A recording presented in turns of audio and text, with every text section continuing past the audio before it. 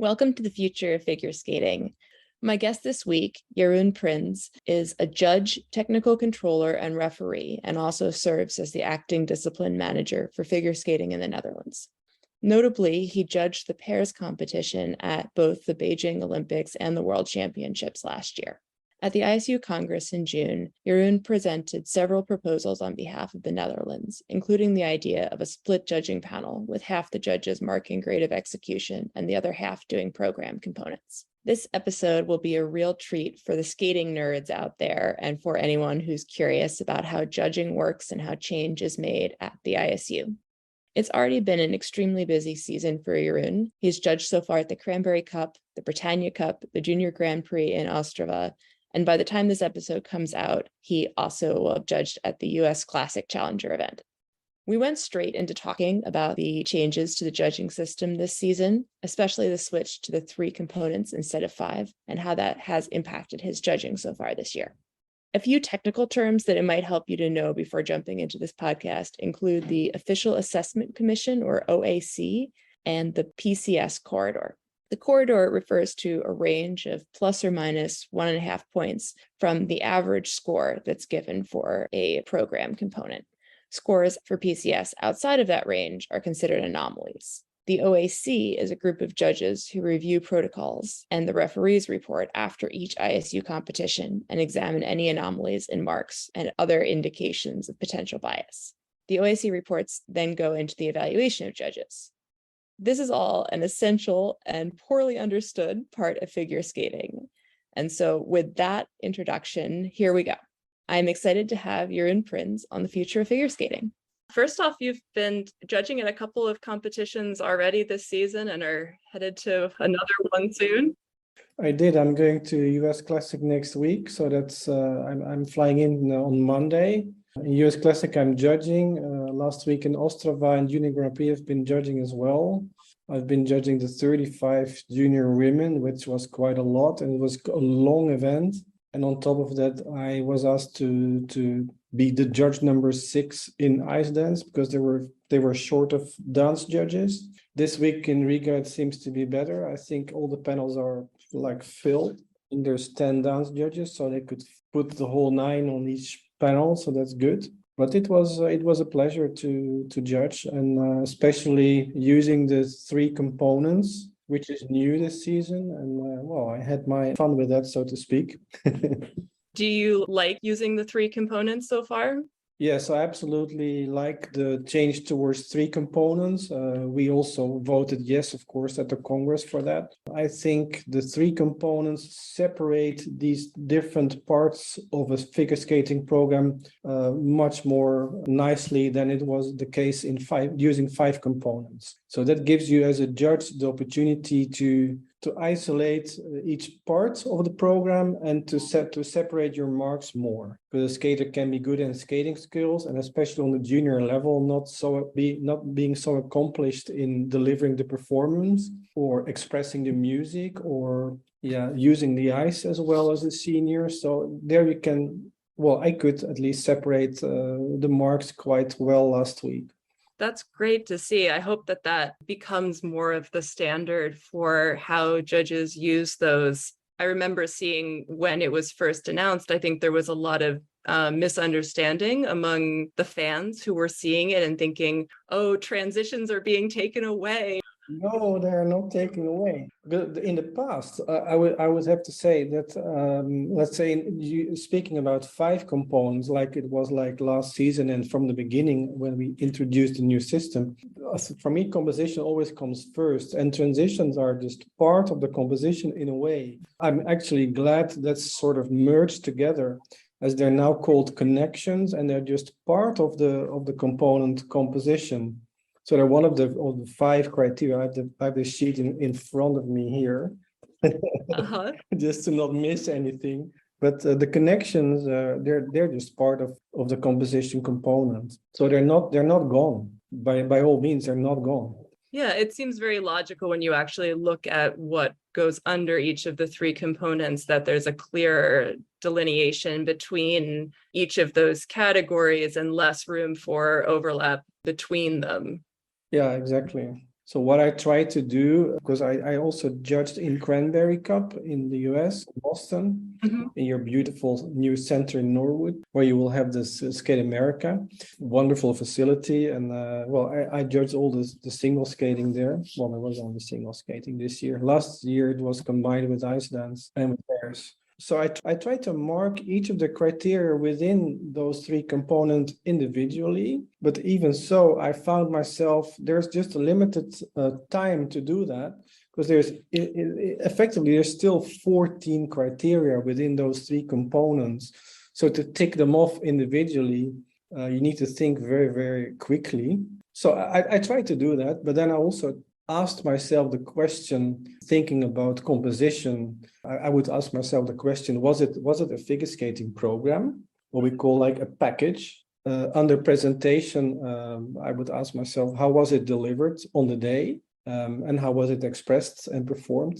And under skating skills, can the skater basically skate? Because all those 5 criteria is just basically skating skills. And maybe we should say skills, as clarity of movement, body lines, etc., also comes now within the component of skating skills. So maybe we should think of that component as skills, not only skating skills.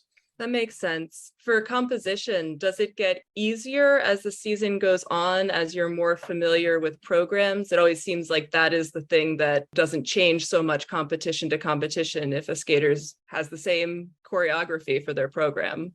I think the skaters differ from competition to competition. Now the programs are also new to them, and they will grow as the season progresses. So come, let's say, Europeans and World Championship, the programs will probably look more mature, more, let's say, skated in, fit as a costume. So they evolve over the season. That's one thing. And of course, we see different skaters from competition to competition. Sometimes you see skaters during the whole competition, like a couple times, but still it's different from competition to competition. And for the skaters, it's new. For us as a judge, it's new. So also I have to get the terms to that. That was my challenge at Cranberry, how to work with these 3 components, how to separate, how to deliver the right feedback to the skaters. For us it's new, and for them it's new, and that's why also ISU said this year there will be no assessments based only on the components, and that makes a lot of sense because everyone is sort of finding their way towards the approach, how to approach these components. So there is disparity. I mean, last week in Ostrava, you could see there's quite a disparity in the component marks. And in a way, I think that's good because, it's not set in stone like criteria in elements where you have the positive bullets, you have the negative features. So that's more analytical thinking. But judging components, it's more like a holistic approach to a program. So there will be always differences. And I think that's good. That's why we are 5 or 7 or 9 judges. Yeah, it seems like that's one of the most difficult things, is determining what is good divergence between the judges, because that's independence and everyone having their own opinion, versus divergence because there's bias or people aren't doing their job well. Exactly. Speaking of bias, ISU said, we will not assess you based on components only, but OAC, as we will probably discuss that a little bit further, Official Assessment Commission will evaluate the GOEs, the grade of execution, and will also evaluate potential cases of national bias. So that's still being evaluated, as I think it should be. So we're not completely out of the woods, so to speak. So we are evaluated if we are doing an honest job, and I think that should be. I want to go back to the beginning, and if you could tell a little bit about your story in skating. How did you get to be in the position that you are in now, and some of your story getting to this point? Yeah, I was a single skater back in the days, I have to say. I wasn't very good. I didn't even make it to the national championships in the Netherlands. But I skated from, let's say, age 12. So I started late till age 18. At 18, I became a judge, and I progressed rapidly. There wasn't an exam to become an international judge, but I became an international judge at age 25, and I took the exam for world judge at age 28.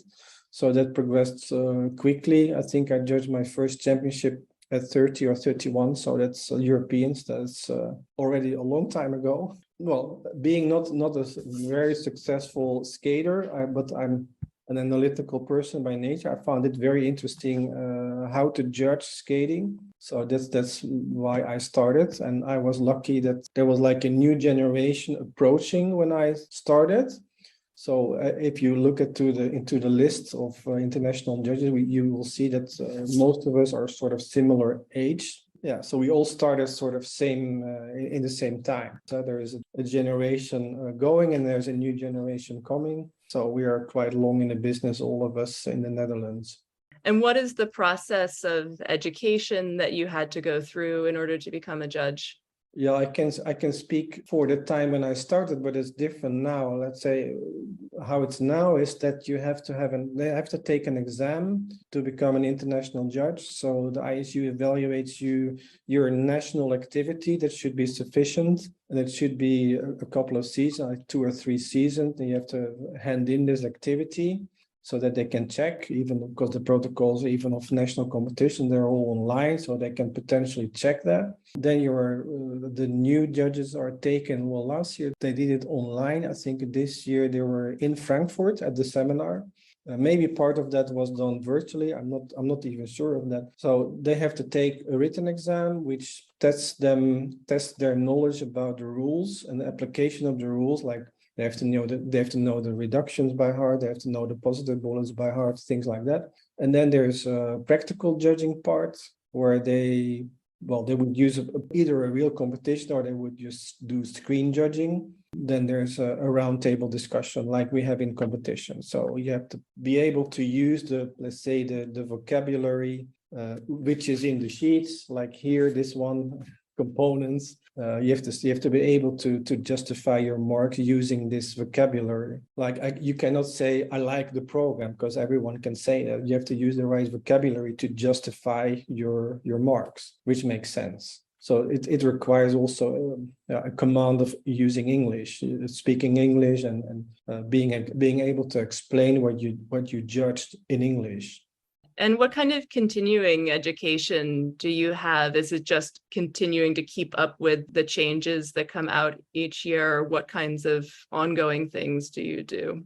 Yes, both as being a judge or being a technical panel member. I'm a technical controller for singles and for pairs. There is a kind of a continuous education. You have to recertify every once in a while. It's changed after Congress. So I think now it's every 2 years. But part of that can be done virtually. So you have to do it online. You can do an online recertification. And I think once in a while, they make you come back to Frankfurt, or they're doing a face-to-face seminar where they let you practice and take you through a test. For technical panel, I did this recertification in Frankfurt a couple of times, as I'm controller for 10, 11 years, something like that. So I have to come back to Frankfurt once in a while, and then you have to do screen judging and take a written test to test your knowledge about the rules and the technical handbook. And it's more or less the same for judges. You have to go to a seminar. So I had to go to a seminar for ice dance because I'm also a dance judge. So I went in June, I think it was, to Poland for a dance seminar, which makes a lot of sense because the rules in the programs and the rules in ice dance, they change like every year.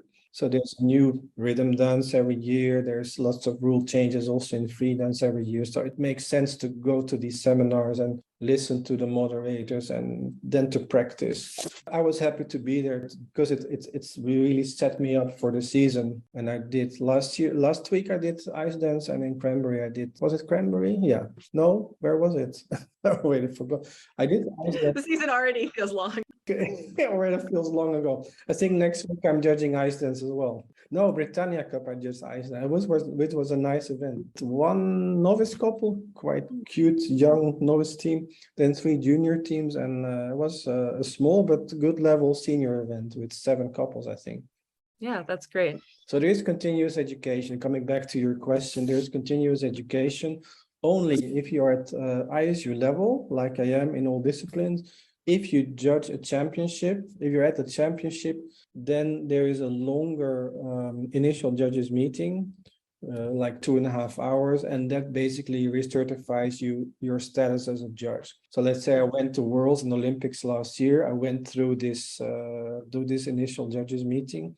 So as a judge in singles and pairs, I'm automatically recertified doing that.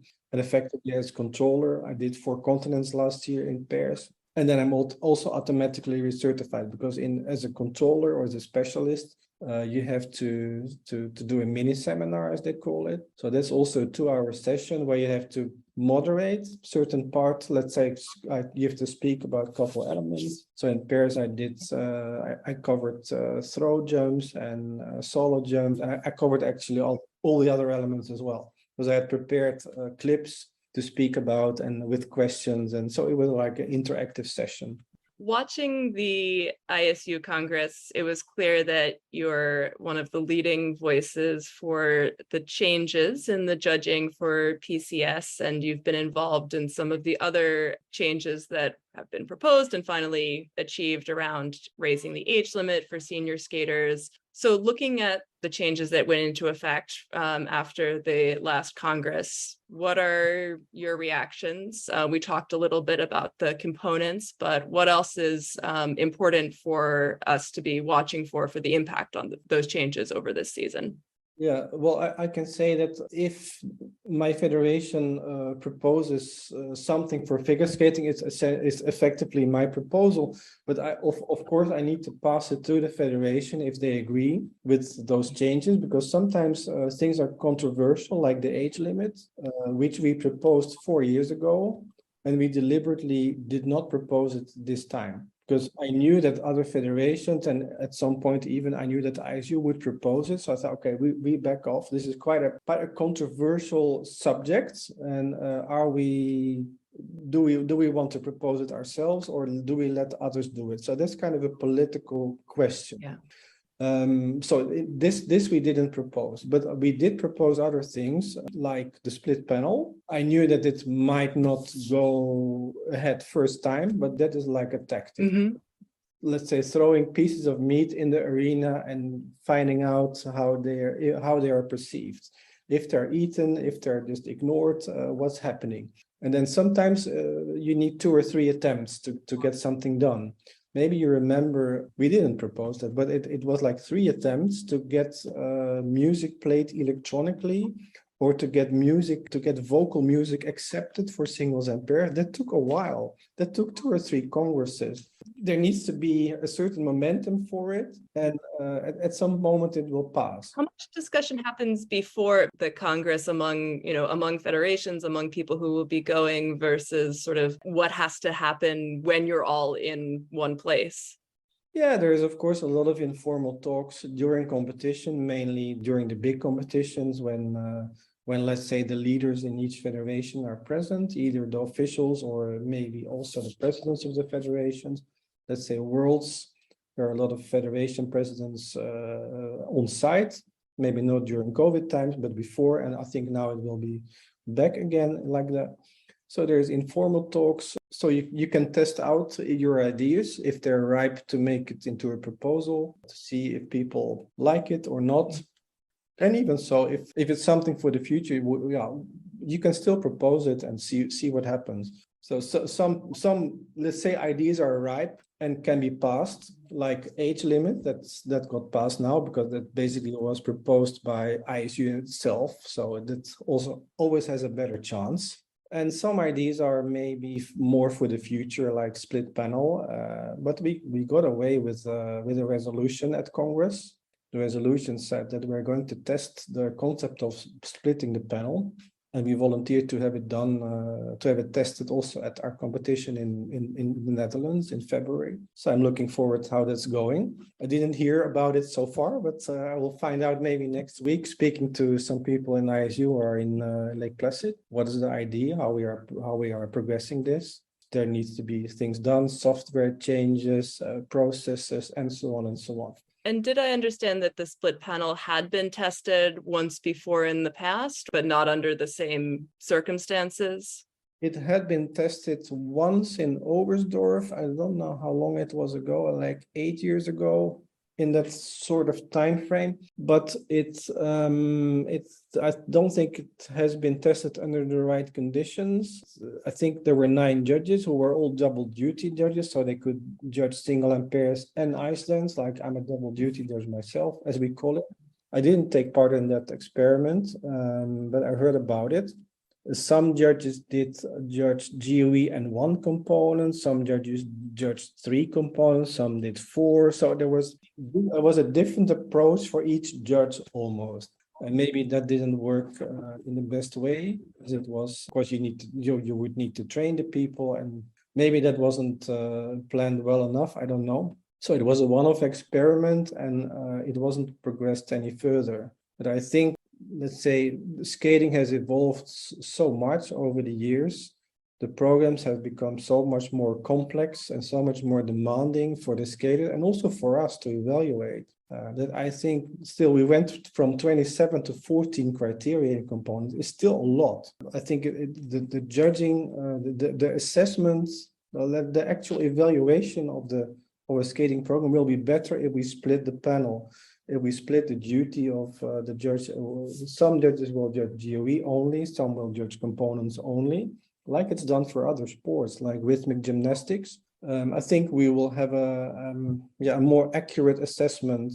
GOE, I think it's judged more or less fine. There are some differences here and there, of course, especially in a large field, because you have to be very focused and concentrated, and you can miss maybe if a jump is under rotated and things like that, so you can make a mistake. But for components, if you have to do that at the same time, it's still very demanding. I found out last week judging the 35 women in Ostrava, it was really demanding, and I think it's better for mentally to keep your focus for that much time is very challenging. Yeah, because the free skating, it was 5.5 hours of judging, let's say, only with 2 ice resurfacing. So it's a long time being focused and sat there. Yeah, going through these criteria 35 times in a row. It's a lot. So I think we can be more accurate if we split those duties.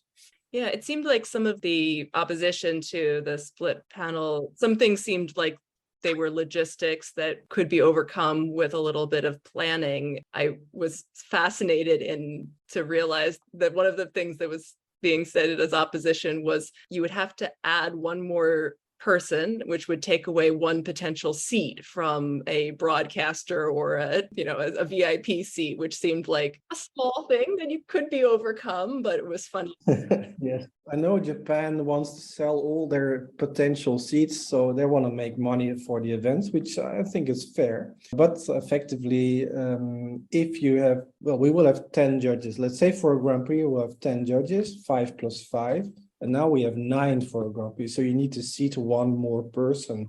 But you can put them a little bit closer together if you judge. If number 1 is judging GOE, number 2 is judging components, and number 3 is judging GOE, number 4 is doing components. So everyone sitting next to you is doing something else than you are doing. So you cannot look left or right because it doesn't make sense. So you can seat them a little bit closer together, so there would not be any seat going astray for sales. One of the other things that came up was the idea that judges would have less power because you would be doing, you'd be doing less. I thought that was kind of an interesting argument as well. And I wonder, how you feel about that idea that sort of taking away any piece of a judge's role was somehow diminishing it. No, I don't think it's diminishing your role. Okay, you will just be more focused on a specific part of a program. Right now, we're already not evaluating a difficulty because that's given to the technical panel. So that's already out of our hands. Whereas in my first Europeans, I judged pairs and there was no video replay. So you had one go at each twist lift. So imagine how accurate that was. Not very accurate, to be honest. And now we have a video replay, even as a judge and technical panel also has a video replay. They can play the twist lift in slow motion. We count as judges, but still I can look at that element multiple times. Not, I think the argument of losing power is not the right argument. I mean, we are in service to the sport, in service to the skaters and the coaches, to give the right evaluation. Anything that can help that process to improve that evaluation, I think is helpful.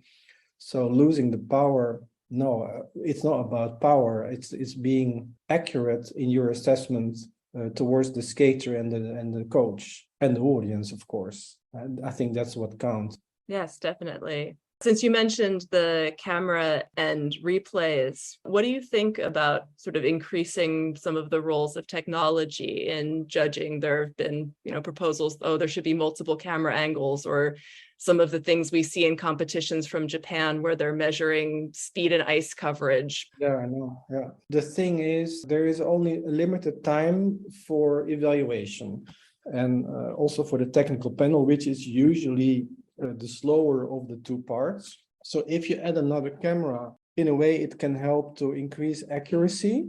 As from one camera angle, you might not be sure if a jump is under-rotated or on the quarter or clean or whatever. And then, okay, let's check from the other angle. But what if you have 8 reviews and 7 on jumps and 1 on a spin? So you're already spending at least 2 minutes to get through these 8 reviews. So if you then have to check the second camera angle, it adds time. I'm not sure of that, if that's beneficial. I mean, it's beneficial for the accuracy, yes, for sure, but it adds time to the review process. So it adds waiting time for the skater, for the audience, for television. So I'm not convinced that's the right approach. I'm looking more for simplification of rules, clarity of criteria to evaluate. For single and pairs, okay, we have this cue, we have this unrotated, we have this downgrade, so that's going to stay. I think it's fair. But then maybe instead of the second camera angle, we need better image quality, better frame rates, to be sure, okay, we watch one time, it was first time in the review, okay, we know for sure if this is under-rotated or on the quarter. Yeah, so we can, sometimes you have to watch 2 times or even 3 times. If the panel disagrees, then the controller has to decide. So it also adds to the time. So if the image quality is better and the frame rate is better, we might save time, and we might not even need a second camera angle. The other side of judging are the things that technology is never going to help with, which is the PCS elements. When there is such a wide variety possible of music and dance influences and different aesthetics that people can be presenting, how do you compensate for what your own personal preferences are in there, or that you may be more educated in one form of dance than another, or something along those lines? Yeah, that's one of the many biases that we have to eliminate in our thinking, because there of course are many biases and many pitfalls, many traps that we can fall into. If we know the skater is from a certain country with certain coach, if we like the music, if the skater has done a great result 2 weeks ago, there's a lot of biases. Our problem is to eliminate all these biases and just judge what we see on the day. And music plays a role for sure. And other things play a role for sure. So this is our job to just sit there. And one of the things that we hear in seminars, you don't have to like it in order to mark it. Yeah. So I can hear music that I really don't like, or that I hear for the 1000th time, like Swan Lake. But still, if this is a great Swan Lake, if the skater delivers to the music in character with the music, then I have to mark it accordingly. So even if I don't like it, I have to give it an honest judgment. And that's what I'm always doing, at least trying from the top of my best knowledge to do. And everyone makes mistakes, but I'm really trying my best to give an honest assessment for everyone on that day. Yeah, I thought was very interesting. I talked to Caitlin Weaver on the podcast earlier, and she's going to be on the technical committee for dance, and had the idea, what if for dance at least there were a judge on the panel who specifically came from a dance background, and that their role, whether they also marked the other things or not, but that their role was to say, okay, the rhythm dance this year is a tango, is this a good tango? And I was interested in that because it does seem like a heavy lift for, for skating judges to not only to be aware of all of the specifics of the skating side of things, but also to be able to assess, is this a good representation of this form of dance as well? Yeah, that's a very fair point that Caitlin raised. Let's talk this season. We have junior program, and the junior program is Spanish dancers, and the senior program is Latin dancers. So in each category, you have like eight possibilities, which effectively you would have all to know if this is a merengue or a mambo or a samba or bachata or whatever, and that is a tremendous job. I think if that music, first of all, if the music is correct, because this we have to assess as well as dance judge, and then if the expression of the character of that music is correct, and that is even more difficult. So you have to be very knowledgeable and very into dance as a discipline, not even dance on ice, but dance in general, if this is really the character of that dance that's expressed by the team. So let's say thinking about proposals for the future, where I see this could be going, one step is the split panel, and I think for me it's a pivotal step, because if we achieve the split panel, we can say, okay, some judges are maybe better in GOE, but not so good in assessing components. So you could even have a separate list for that or a separate qualification for that. And then when that is done, maybe for assessing the components, like Caitlin probably suggested, and I didn't listen to the podcast, but I will now, is bringing in professionals who are really, let's say, the experts in, let's say, in Latin or in whatever dance is due for the season, to bring in that outside perspective that can even make the judgment better. I think that's a very good point, and maybe this is really something for the future. If we are moving towards split panel, and then let's say professionalize this a little bit more, to bring in for, let's say, maybe for the components only. This is just an idea that I'm making up right now, because I would have like 5 ideas each day. I have something planned for next Congress and for the Congress after, but this is maybe a new perspective, to bring in professionals for mainly in ice dance, I would say, that specific type of dance. So if it's Latino, bring in some Latino experts. If it's a waltz, bring in some ballroom expert. Why not? Yeah, to make the assessment even more correct. I know even when I'm a relatively uneducated audience member when it comes to dance, that I will see something differently when I know, for example, that Gabrielle and Guillaume had worked with a dancer who's an expert on the whacking style of dance. And so I see that instead of thinking, what are they doing? Are they appropriating something that they don't really know much about? I go, oh, no, okay, they've put in their work. They're really doing a good representation of that form of dance. And so I think that in some ways that's an expectation of the top teams, that they will do that work, but maybe tougher on the teams that don't have as many resources, but still that there would be that level of their own work and research that goes into representing whatever the rhythm of the year is.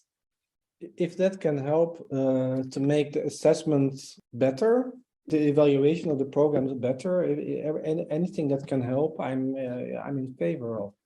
I'm also in favor of having less rules and less restrictions in ISDN, but that's a personal opinion. I think some people in ISU are maybe conservative towards ISDN, because I think there's already a big step that in senior we don't have a pattern dance element this year. That's a big step. And I think it's a tryout to see how this goes. Yeah. But there are still many restrictions, like stops not more than so many seconds, separation not more than 2 arm length, not more than so and so many, blah, blah, blah. So it's a lot of restrictions, crossing the midline, 10 seconds without moving, and so on. There is a lot of things to take care of, because we have this choreo violation button. So I have to think a lot about, okay, is this okay, or is this not okay? And to assess if this is a choreo violation, which is essentially only 1 point, takes my focus away in a little bit from assessing the performance as a whole. I hope it can be simplified in the future to make our assessment even better. Yeah, it's an interesting question about, the specific technical elements. I think this is particularly dances where it's the clearest between what are the technical and required elements versus what are areas for creative freedom in some ways and for skaters to show their individuality. I was really interested to hear once that I think Megan Duhamel suggested that maybe there should be a choreo spin or a choreo lift in pairs, because pairs can get so repetitive of everyone doing the same thing, but maybe they could have a little freedom to try some of the things that they get to do when they're in shows, but don't have the space in the program or the value of showing. And that's sort of an interesting idea, but do you take something out to fit something like that in? I agree with Megan on that. And I have to say that ice dance is a little bit further ahead than single and pairs, because they have two programs that are quite different. I mean, there's a rhythm dance. So this is, it has more rules, it has more restrictions, and there's a free dance, which is totally different. And I would like to see the same concept in some sort of way in single and pairs. And one step, I think an important step is done this year in junior, where we got rid of the step sequence in the free skate and replaced it by a choreo sequence, which is a different element. It requires different skills from the skaters, more, let's say, to do with how to do skating moves and how to be in character with the music and how to present a highlight of that music in this choreo sequence. And that's quite different than skating a step sequence, which is you need to be technically skilled to do all these turns and clusters and whatever. So this is one step in the right direction, and I hope, yes, in future, well, maybe this is part of the proposals for next Congress or the Congress after, to come to two programs that are essentially more separated from each other, also in single and pairs. And there is a lot of elements like in pairs, these air rolls, or let's say these acrobatic elements, which are now not allowed. And why not allow one of them in the free program to make it more interesting for the audience, to have something more exciting and something more creative? Why not? I'm all open for that. So let's see where we can go with that in the next few years. I wanted to ask you, for the sake of the education of the listeners and the fans, what a few of the roles that I think there isn't a lot of knowledge about in the wider world and the things that you've done before. So can you speak a little bit about what the role of the referee is and some of the tasks that the referee takes on in a competition? Yeah, I'm actually also qualified as a referee, even if I don't fulfill that role many times, because I'm usually either a judge or a technical controller. But the referee is, of course, the leader of the pack, so to speak, the leader of the judges. It's like the technical controller leads the technical panel and the referee leads the judges panel. But the referee has certain specific tasks by himself, by herself. For instance, you need to lead your panel through, let's say, meetings. Initial judges meeting, round table discussion, the referee is leading that. But during the event, the different role of the referee in the US versus the referee elsewhere, I think there's like this concept of chief referee in the US, and the chief referee would make all the panels and do all the time schedule, etc. So there's more to it. But if you're refereeing an event in a competition, basically you also have to time the program. If the program is over time, you have to apply a deduction. If something from the costume falls on the ice, you have to apply a deduction. And then if there's a problem with skater, or if there's a problem with the rink, let's say, if there's power failure, you have to go deal with that and take a decision. So there is, especially when there's a problem with a skater, it gets quite demanding, because you have to decide on the spot. If the skater has an interruption, maybe we remember all these cases with Yulia Lipnitskaya, with Alexander Mayor, with a bleeding nose. You have to decide what's in the interest of the safety of the skater. You have to take the right decision. And it got a little bit easier for the referee, I think 2 Congresses ago, when they said, okay, you need to be in touch with, on the headset with the medical people. So the medical people will advise the referee if the skater is able, if there's a alleged injury or something, if the skater is able to resume or not. And of course, you have to follow this advice. But mainly, you're in charge as a referee to say if a skater is withdrawn or not withdrawn in such a case. So it is quite a demanding role, especially when something goes wrong. Then you have to have this instant knowledge. Okay, what do I have to do? Do I have to whistle or not? Is there a timeout or not? So this you have to know by heart and apply instantly.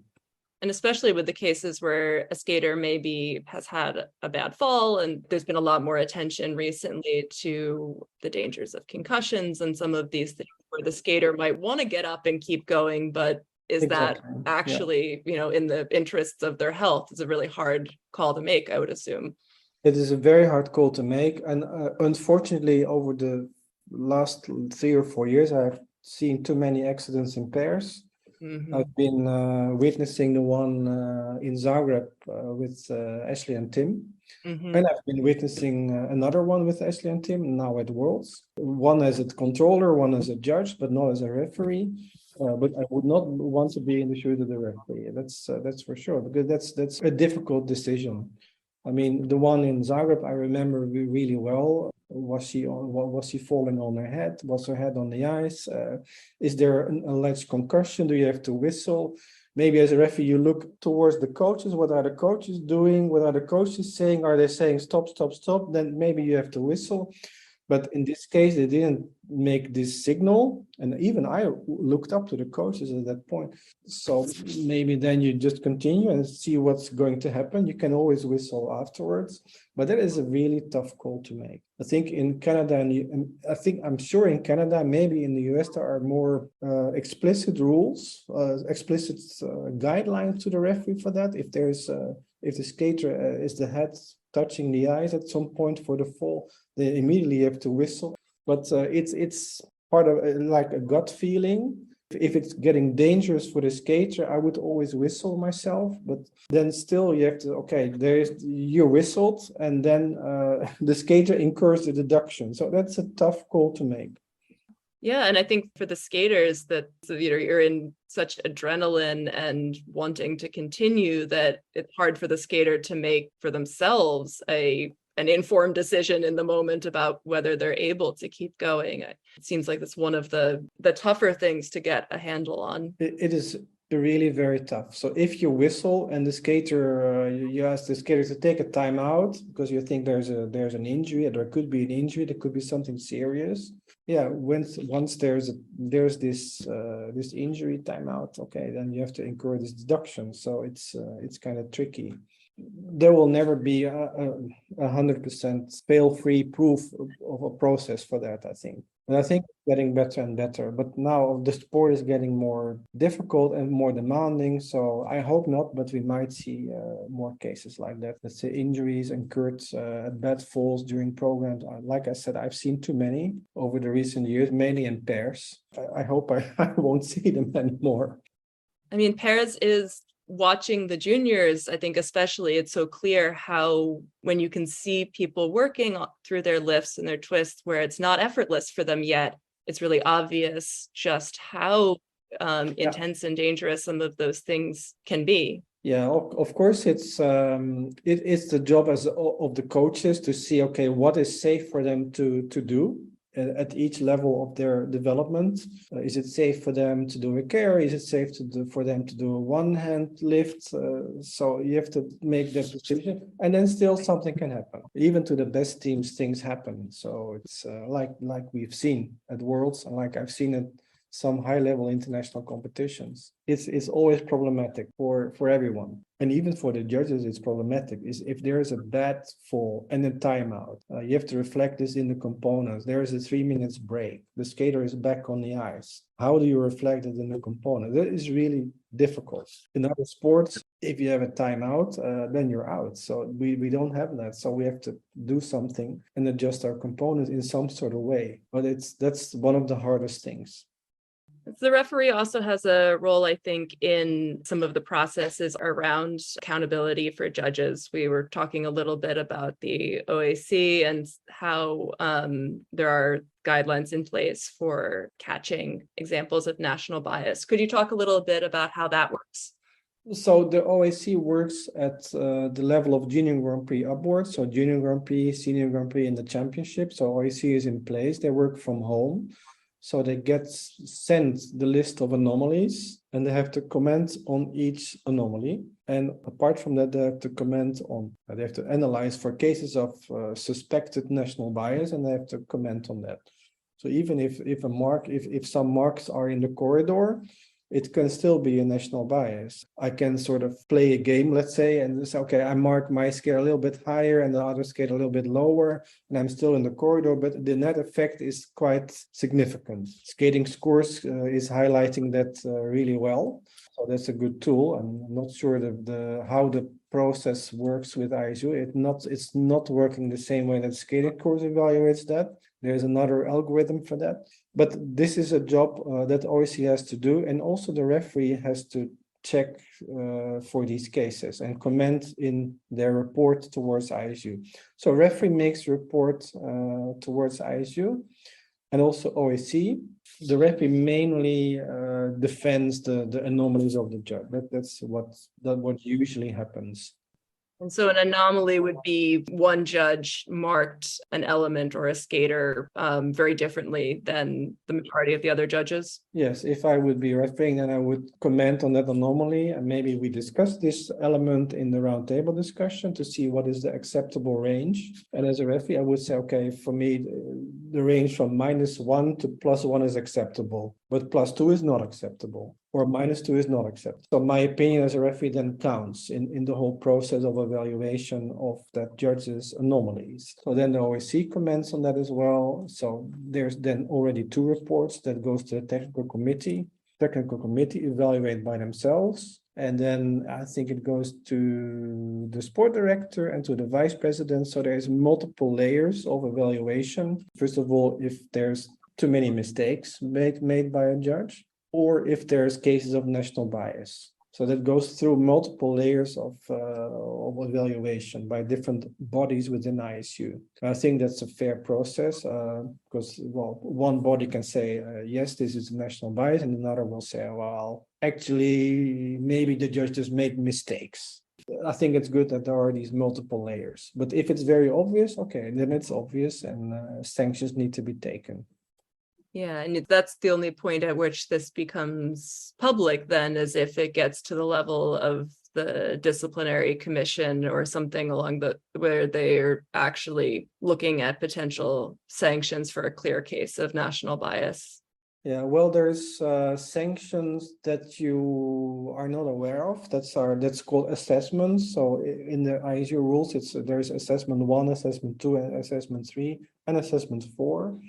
So it's basically a letter of warning, but expressed in an assessment. So if you made too many errors, then you will get an assessment. If you have the next assessment is assessment 2. If the errors are, I think with national bias, it works like that. If the bias is, let's say, bad enough, you can get immediately an assessment 2. Or if it's really bad, it can go to the disciplinary commission straight away. So there's multiple of these assessments. With assessment 4, you're basically demoted. So you're moving from ISU level judge to international, or from international, you would move out. But I don't think that, maybe it happened once that someone got moved from ISU to international. I think it happened during Olympic 2006. And other than that, I cannot recall a case. But these assessments are not published. I think maybe the ISU will say, okay, there are, but I don't think even they publish that anymore. There have been 26 assessment 1s, 6 assessment 2s, but I don't think that's been published anymore. And effectively, they're not published even with a name. So we don't know if who got an assessment. As a federation, if someone gets an assessment, the federation gets a copy. Mm-hmm. So we would know if one of our judges got an assessment, and that's it. Cases of national bias, usually I think they will give a warning first of all, and then if it's really bad, maybe they give an assessment straight away. first a warning. And I think the DC cases, I don't think it will happen with the first occurrence of a national buy, but I'm not sure of that as I'm not working in the in that part, of course. In trying to understand this, I went back and looked what was available on those cases, and it did seem like from the small sample size that there is, that if the judge hadn't previously received a warning, that the case might get dismissed, but if there had been a previous example or previous warning, that it was more likely to actually move toward 1 or 2 year suspension. I may recall from the cases of 2018 Olympics, those judges had already been warned before. So the disciplinary cases came not out, falling out of the air, but there had been warnings issued before, and maybe even assessments, but we don't know about that. So it wasn't the first occurrence. So there is a process to check all of this, to check errors and to check national buy. There is quite a thorough process about it, even if we're not informed, like who got which assessments, that's not published. What happens if there is, an error that's obviously an error? If a judge either, intentionally or not, marks something as -5 when everyone else has marked it as +3, do those scores always stand? Is there ever any way to go in and say, this was clearly a mistake and we should fix it? I mean, I guess if the judge is so out of the range, their score might not stand, but yeah, what kind of safeguards are there? This is why the highest and the lowest score are eliminated. I recall myself that I made an input error here and there. Well, maybe once or twice I did an input error. I did an input error at Skate Canada a couple of years ago, where the box dropped late and my -5 went in the wrong element. So I took +2 and it was a -5 on the list. So it's stupid, but it happens. I didn't know this, but this happened. So that's why the highest and the lowest are eliminated. I could show on my sheet, hey, here is a +2. And on the list is a -5, let's say.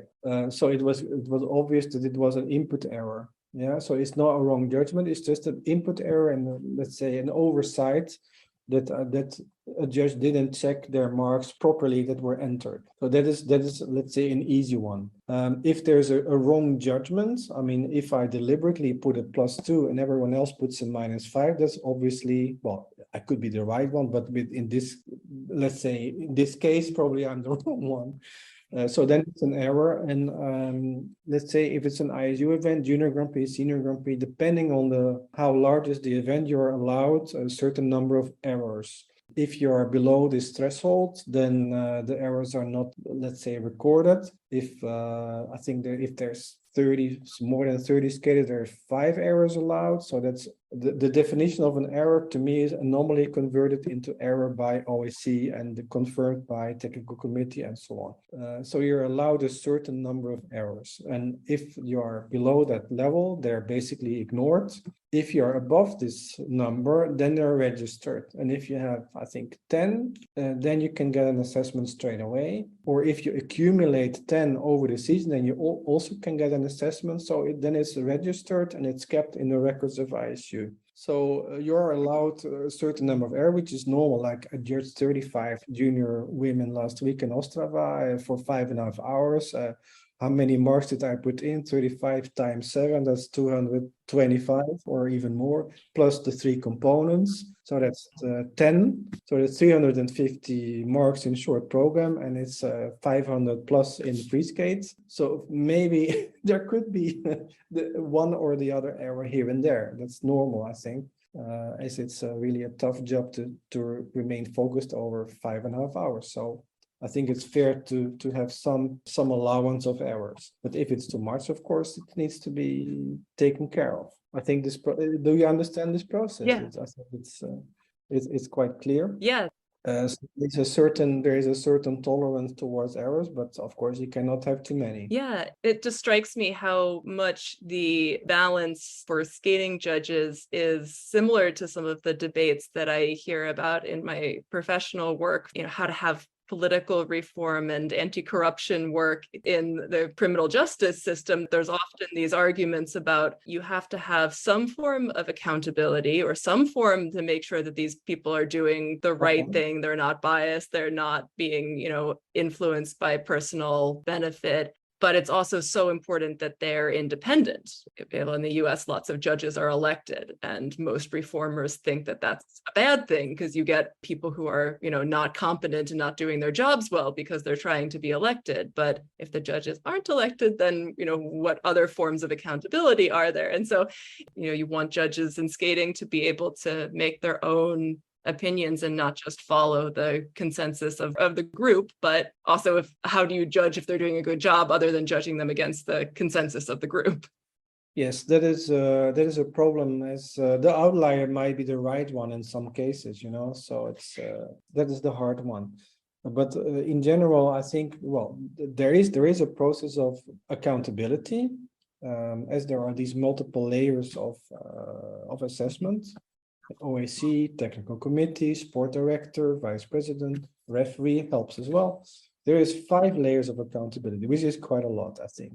That doesn't say, okay, if I'm the only one that's correct. It could happen in some cases. It's not the norm, but it happens from time to time that the skater is overmarked and one judge is right, or a skater is undermarked and one judge is right for either a GOE or a component. This happens. So then you need a judgment call by the referee, by OAC, etc., to say, okay, this one was right, and this is not an error, but this is actually the correct mark, and the others are wrong. This is rare, but it happens. I wanted to ask you lastly, just a little bit about skating in the Netherlands. It's been interesting to see that a country that has such a strong skating tradition has been, relatively small federation when it comes to the figure skating side of the sport. But that does seem like it's maybe starting to change a little bit, that there's some more skaters in the Grand Prix this year, and certainly a number of top skaters training in the Netherlands now. So curious if you had any, observations on that. Yeah, I have a lot of observation about that. So first of all, it's partly it's maybe a self-fulfilling prophecy. As we are strong in speed skating, everyone wants to go speed skating. Now that we're strong in short track, everyone also wants to go to short track, which is in another rink, which is in the 60 by 30 rink. So that is a part of a bias as well. This is like a self-fulfilling, but we are strong in one part, so let's all do this. And then there's, in general, there's our build. As Dutch people, we are quite tall. Don't have the specific build of the tiny, slim figure skater. Like I'm 1.73 meters, which is far below the average in Holland as a male, which I think the average is 185, 86. So that's 6'2" or something, which is quite tall. And doesn't help us to be successful in figure skating. Naturally, our build is not helpful for being successful in figure skating. So that's one thing. However, we have a history in figure skating. This is long ago, of course. We had an Olympic champion in 1964. We had also been successful in Olympics in 1960, in 1968, in 1972. And then it's, I think, maybe 76. No, 72 was the last. No, 76 was the last appearance, I think.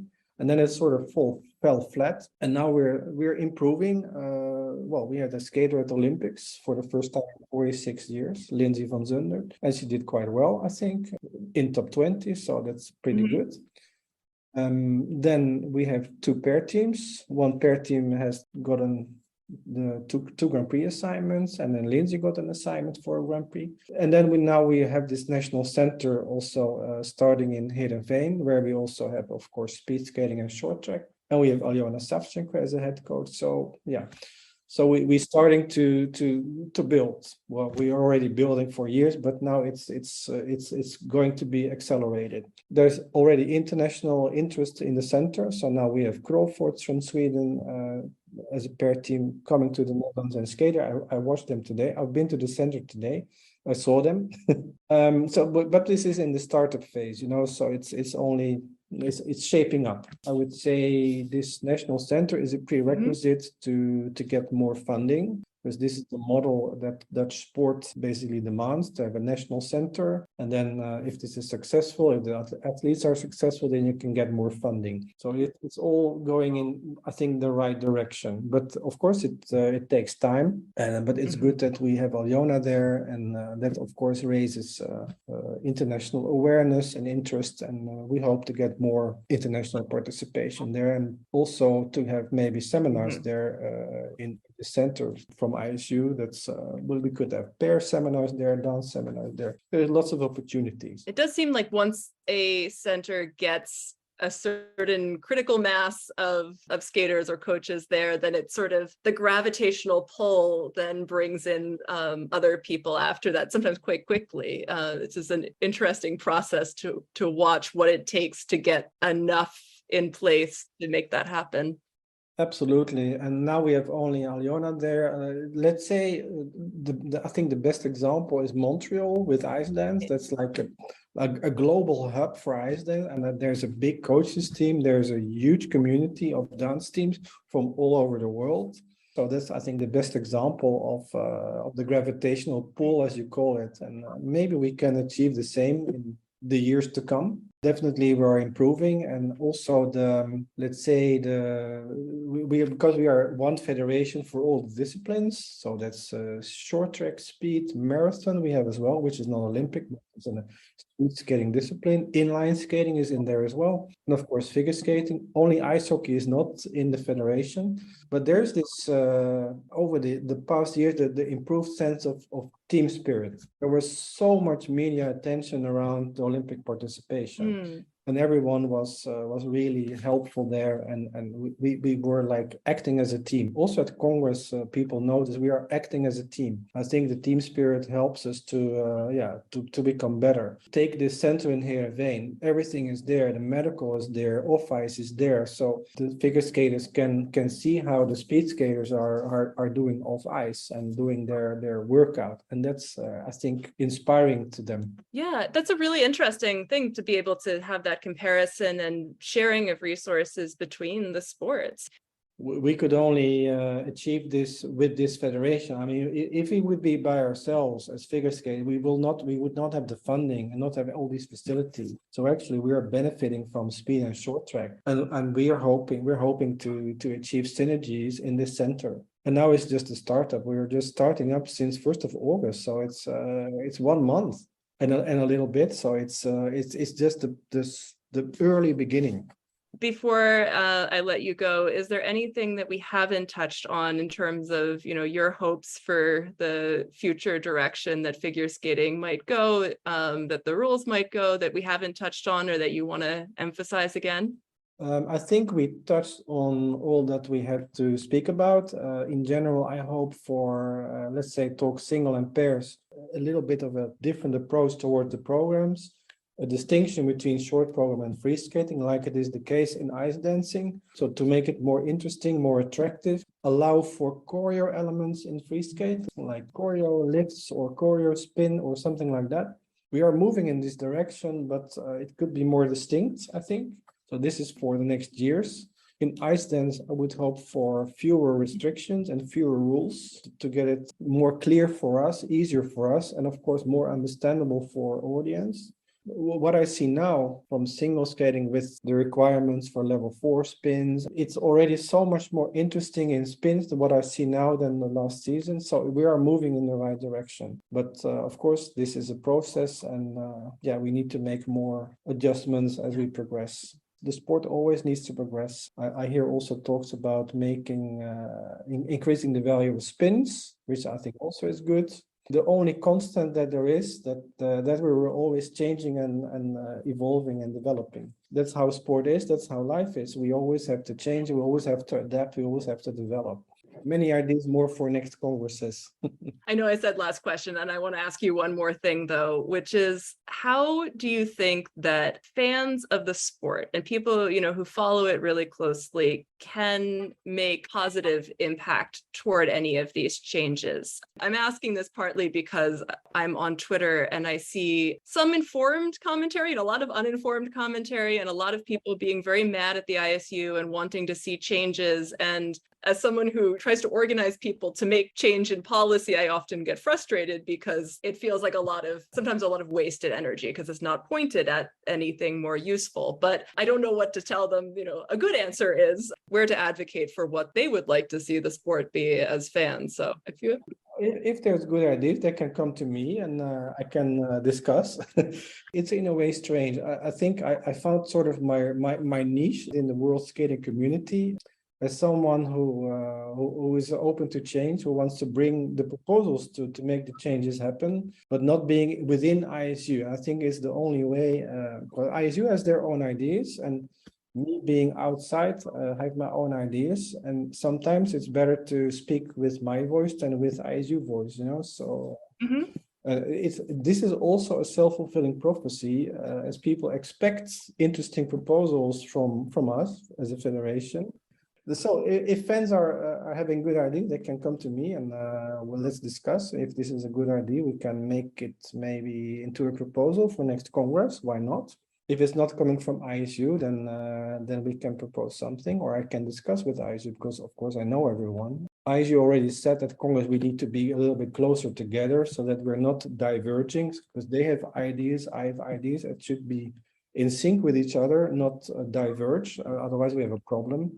I'm very open to engage and to discuss interesting ideas that are beneficial to the sport. And I have, of course, my own eye. ISU have their own eye, and the fans have their own perspective, which is helpful and needed, as they are the ones that are paying the tickets to go to the competitions. And because we need the arenas to be full, so that the federations make a good buck with the events. So we're all helping each other in this way.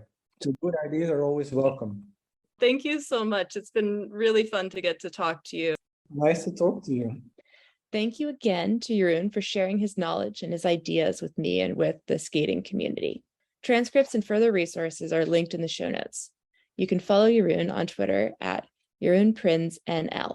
You can reach me with comments or suggestions for topics and people I should talk to by email at fsfuturepodcast@gmail.com or on Instagram and Twitter at futurefspodcast.